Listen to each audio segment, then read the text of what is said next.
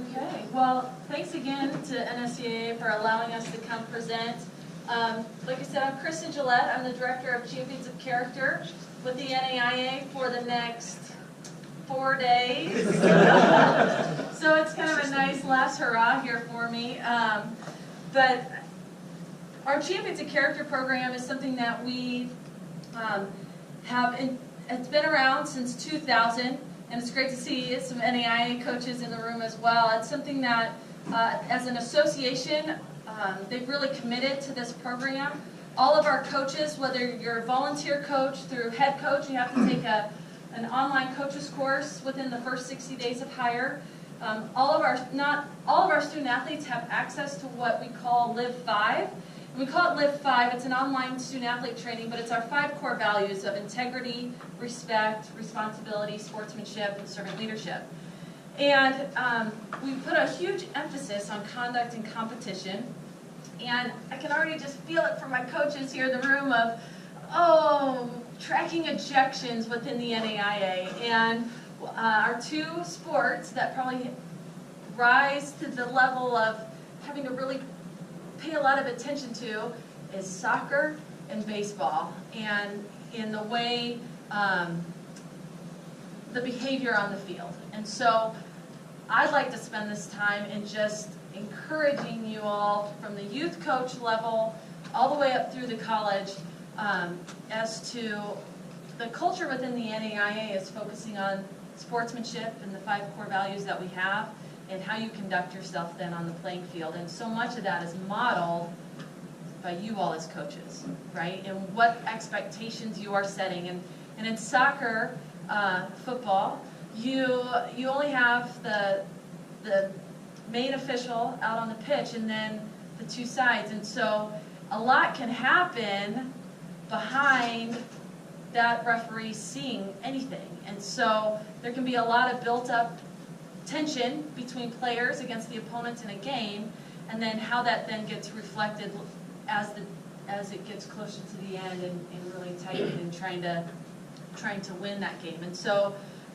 it's really important for us in how we are training our student athletes in our message of Champions of Character and what it means. And I love it. Troy here played at Benedictine. He knows all about the Champions of Character program. He knows all about the NAIA, and we really want to create that affinity for students who participate in the NAIA. And if you as coaches are pushing your players to consider college ball and continuing their education and the opportunity to play, please consider the NAIA. I mean, the focus on character, the academics that they are going to get is something that I, as a player, and Troy, it's one that just turns into a really great experience for those student athletes to continue that.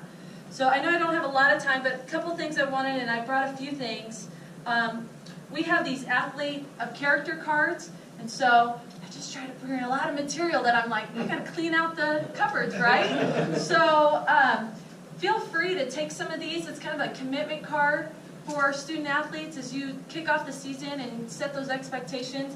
Again, they're aligned with our values, but it doesn't mean it doesn't fit into those words that you specifically use in regards to character. So I have some of those. We do a Champions of Character luncheon in the fall where we honor coaches and student athletes for their conduct and their character in your sport, in any sport. So I would encourage you to nominate coaches that are deserving of being recognized for their own character, for those students. We also did a team of character this year, and it's not limited to just the high school programs through the education system. It's the clubs and the AAUs that are out there. We want you to be a part of that as well. And so at our last luncheon, we were able to help raise some money to create these Be Your Best activity booklets. And what's nice is, as our student athletes go and compete at national championships, so our soccer national championship in Orange Beach or in West Palm Beach, they would go out into the elementary schools and work hand in hand with those kids in that community. And then there's the autograph card. It makes our students feel like they're big time, and they are big time. I mean, they're competing for that national championship. So we were able to do that.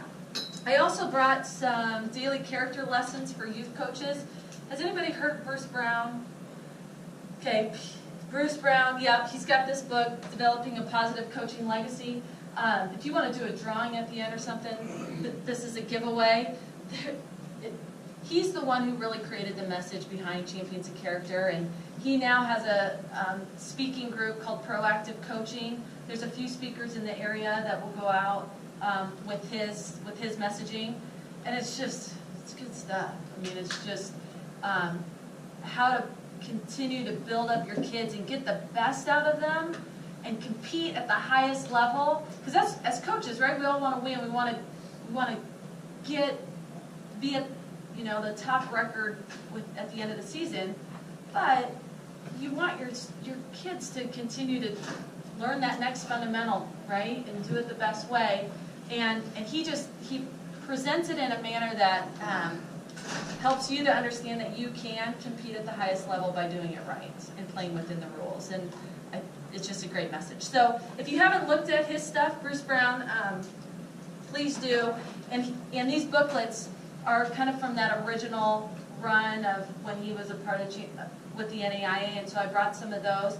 They're daily character lessons for youth coaches, but you can apply it throughout any level. The message is still the same. It's just different age group, right? So I also want to introduce Mike Higgins. He's our director of championships, and so he oversees our soccer programs and in working with our coaches and attending NSCAA with our business meeting and everything. And so he's a year in, and I had to bring him down to the coolest offices in town. Like, it's just great up here.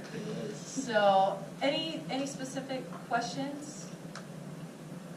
One thing I forgot to mention is we've started the NAIA Showcase, and this is an opportunity for high school players to get in front of our college coaches. And what's unique about the NAIA rules is that our coaches can attend these combine type events, and they can be down on the field, they can be talking to the players. There's even been scholarships offered on the spot. And at the same time, as parents come, we start to educate them on that college process. And so it's a really unique experience. The benefit of NAIA being here in Kansas City with the national office is we host the showcase here in Kansas City. We have for the last 3 years, I believe. But then it's also been around the country as well. So last year we had one in Chicago and Atlanta. So if you know clubs in other areas, we're really trying to spread that message and get your players in front of our coaches in a real unique experience. So I have information on that as well. I have a question. Yeah. I was talking to a D3 coach within the last week who was talking about an older coach, successful coach, but talking about the very dramatic change of the coaching environment in college with fundamentally the demise of the teacher coach. That in general, coaches are no longer also instructors or professors, they're full-time coaches. And that, behavior, and just in general, it was an interesting, his point was that the nature of college and sort of the behavior of coaches, behavior of players, all those kinds of issues had transformed really, and that it was a requirement of today that you had to win or you didn't keep your job, period. And that, how does a program like yours fit for college coaches in that kind of environment where pretty much you have to win or you're not going to keep your job? Yeah, well, so I'm actually moving on to a campus here. It's been a while since I've been at the campus level, so I'm taking a new position with Mid-American Nazarene. I'd almost turn to our own coaches in the room. I think there's a level of understanding that we are in the field of education rather than entertainment. And so it really is top down from that president, athletic director, into what their expectations are for coaching staff. I think it's going to change amongst the different institutions, but I will say, in having been at meetings that include presidents, athletic directors, commissioners, there really is this guiding principle of we are taking a holistic approach for our student athletes, and we have a ways to go as far as how many hours you can actually have those students and working them to a crazy, but with the focus of character-driven athletics, and we really try to not make it just a slogan, but being very intentional in that. And because that's at the forefront, I do think presidents are talking about it, athletic directors are talking about it, but I'm sure there's that pressure. College coaches, I mean, it's an interesting notion that the traditions of the college game perhaps it's just not practical for a coach today necessarily. Do you find that your colleges and universities give you that support, or has the world changed for you? I know for us, it's a requirement that we still teach. Is it? Some of the difficulties for us in that level playing field that we talk about are those opportunities. Because we have class, there's some recruiting opportunities at different times that we miss, that our colleagues are able to address and go to and things like that. It's an interesting balance, but again, traditionally, the smaller NAIA schools, you wear multiple hats to get the function of the campus and get the best experience, the student experience. Ultimately, I still think many students initially the dream is to go big D1 and this and that, but we want to give them their D1 experience at the NAIA level. In terms of us as instructors and so forth, it's part of our environment.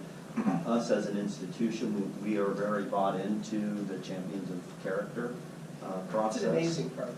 I was really impressed with it. And in light, I think it's helped us obtain some NSCAA recognitions of the sportsmanship and team ethics things.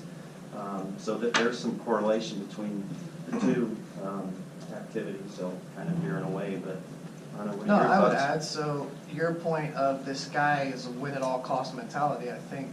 That was his fear. Yeah, each university, I think, is just like an organization. Like AT&T or Google, is it a win-at-all-cost environment that their employees are working in? And when you talk about our university, it's from the top down. So from the president, down to the AD, down to us. I've been in Ottawa for 4 years, and I haven't had a meeting with our AD about on-field results yet. So my training session and my team meetings and my environment within my team is probably going to be different than at an SEC or ACC school, because that's probably a win at all costs. We have to win, and ours isn't. So if you were advising youth coaches as they advise their kids, it sounds like that's an interesting opportunity for a youth player. I mean, each club is different too, though. Yeah. What are the goals of each club? Is it to win a national championship, or is it to create well-rounded soccer players and good people? So it always starts at the top, just like every organization, I think. You have to know what you are. I mean, I coach at a community college level, and my bosses never talked about my job. No. And we're the most competitive people in this room anyway, so I mean, trust me, I want to win more than anybody in this room. Trust me. He can vouch for that too. So I don't believe Brian ever talked about winner and losing. I mean, he coached Troy before they were successful. I think the thing about that stuff, if you do things ethically, and I think if you put the kids' interests ahead of winning, it's not winning is important.